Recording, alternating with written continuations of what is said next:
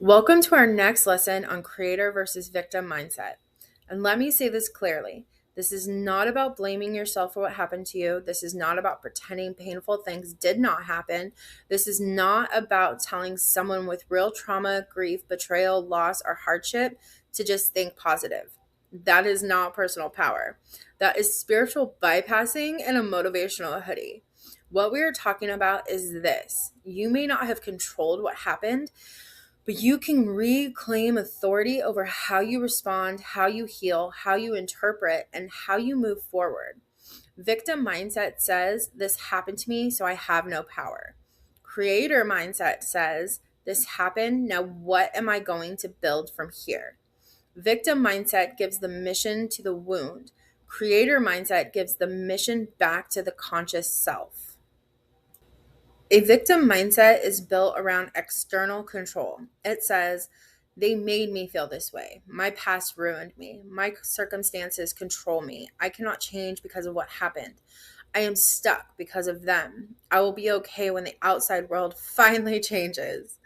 So now let's be honest. Sometimes the outside world does impact you. People can hurt you, systems can fail you, trauma can shape you, loss can break your heart, stress can overload your nervous system. We are not denying reality. We are reclaiming command inside reality. Creator mindset says, I can observe my reaction.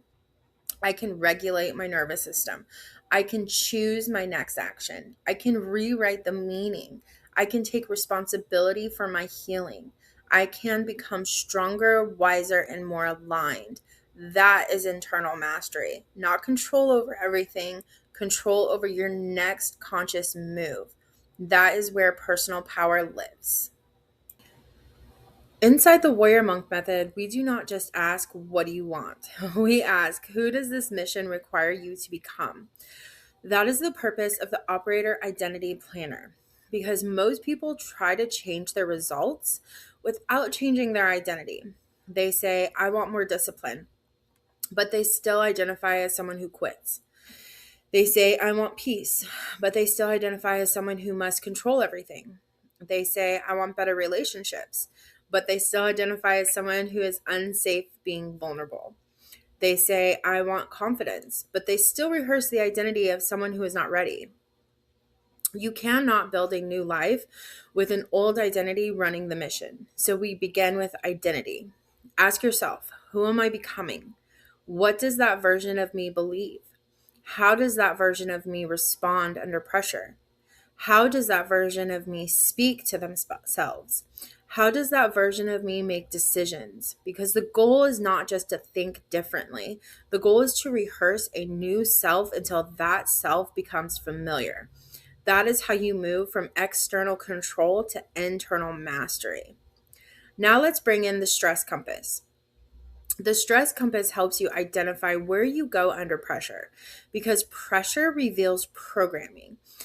When you are triggered, stressed, tired, or afraid, you usually move in one of a few directions: fight, which is anger, control, defensiveness, or aggression; flight, which is avoidance, overworking, staying busy, escaping; freeze, which is shut down, numbness, procrastination, or disassociation; or fawn, which is people pleasing, over apologizing, abandoning yourself to keep the peace. These responses are not character flaws, they are nervous system strategies. But personal power means you stop letting them drive without supervision. So when something happens, instead of immediately saying, "They made me angry," you pause and ask, "What direction did my stress compass point? Did I go into fight? Did I go into flight? Did I freeze? Or did I fawn?" Then ask, what did I need in that moment? Did I need safety, control, validation, rest, support, a boundary, or a pause? This is how you stop judging your reaction and start decoding it, because your reaction has intel, but it does not get to run the mission. Now we move into your workbook audit. This is called Who is in Control. I want you to think of a situation in your life where you feel frustrated, powerless, reactive, or stuck. Write the situation down. Now answer, what happened? Stick to facts only. No interpretation yet. For example, they did not respond to my message. My client canceled. My partner criticized me. My boss gave me feedback. My schedule changed. Now write, what story did my mind create about it? Here's some examples. They do not respect me. I am failing. I am not important. I am being abandoned. I am losing control. Now write, what emotion did that story create? Anger, fear, shame, sadness, anxiety, resentment. Now write, what action did I take from that emotion? Did I withdraw, attack, over explain, shut down, avoid, obsess, or try to control? Now ask the most important question. Was I responding from my conscious self, or was I reacting from an old pattern? That question right there is the doorway back to personal power. Now we're going to use the shift statement. This is where you rewrite a situation from victim mode into creator mode. The victim version sounds like this: they made me feel powerless. The creator version sounds like this: I felt powerless when that happened, and I am choosing to regulate before I respond. The victim version: I cannot move forward because of my past. Creator version: my past shaped me, but I am actively training a new pattern. Victim version: no one supports me. Creator version: I need support, and I am responsible for asking for it clearly and choosing safe people. Your victim version says, I always mess things up. Your creator version says, I am learning a new way, and every repetition gives my brain new evidence. Now use this formula. Right now, I notice that I feel blank because I am telling myself blank. The old pattern wants me to blank. The creator choice is blank. So here's an example. Right now, I notice that I feel anxious because I am telling myself I am going to fail. The old pattern wants me to procrastinate. The creator choice is to take one small step for 5 minutes. Another example is right now I notice that I feel angry because I am telling myself I am being disrespected. The old pattern wants me to react. The creator choice is to pause, breathe, and respond with clarity. This is not about lying to yourself. It is about taking command of the meaning, because whatever controls you and whoever controls you, that controls the meaning. Now let's finish with the 1% execution loop. This is the practical part, because insight without action is just a really fancy way to stay stuck. The 1% execution loop is notice, regulate, reframe, execute, and review.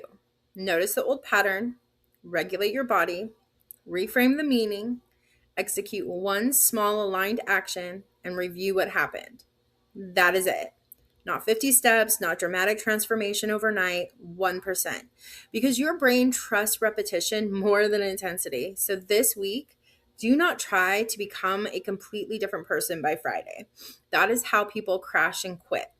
Pick one pattern, one thought, one reaction, one small behavior, then train the new response every day.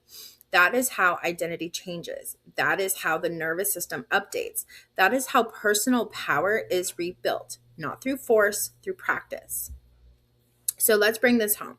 Your mind resists change because it is wired for familiarity, energy conservation, and protection. Your old patterns are not proof that you are broken. They are evidence of what you have rehearsed, survived, and repeated. But you are not a prisoner of your wiring. You are the operator of the system. You can pause, you can breathe, you can name the pattern, you can choose a new response, you can rewrite the meaning, you can rehearse the identity of who you are becoming. Because this is personal power, not controlling everything outside of you, commanding what happens inside of you. This week, your mission is simple. Catch the old pattern, name it without shame, choose one new response, repeat it daily. That is how you reclaim control over your mind. That is how you stop living on autopilot. That is how the warrior monk begins the work. Because the mission for the next week is we are going to use the awareness shift Complete the who is in control self audit, write your shift statement, and practice the 1% execution loop every day, because your future identity is not built in one dramatic breakthrough. It is built one conscious repetition at a time. And this week, we begin.